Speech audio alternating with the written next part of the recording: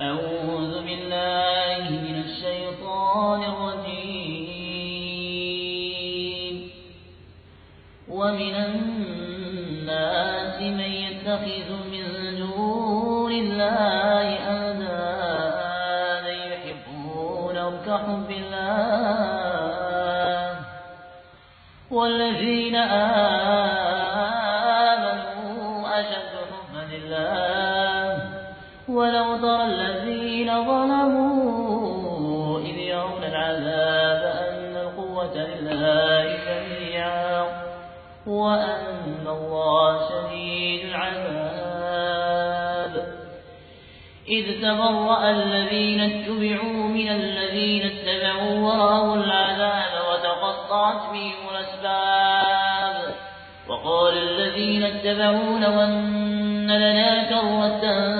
فنتبرأ منهم كما تبرأوا منا كذلك يريهم الله آمالهم حسرات عليهم وما هم بخارجين من النار يا أيها الناس كلوا مما في الأرض حلالا طيبا ولا تتبعوا خطوات الشيطان إنه لكم عدو مبين. الحمد لله رب العالمين الرحمن الرحيم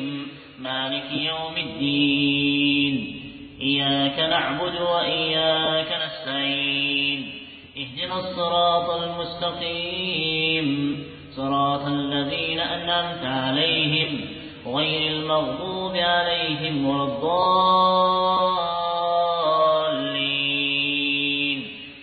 ويسألونك عن المحيض قل هو أذى فاعتزلوا النساء في المحيض ولا تقربوهن حتى يطهرن فإذا تطهرن فاتوهن من حيث أمركم الله إن الله يحب التوابين ويحب المتطهرين. نساؤكم حرث لكم فأتوا حرثكم وأنى شئتم وقدموا لأنفسكم واتقوا الله واعلموا أنكم ملاقوه وبشر المؤمنين.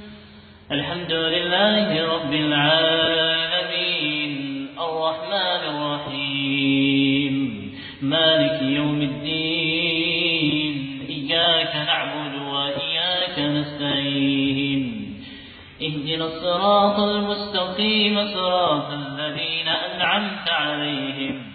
غير المغضوب عليهم ولا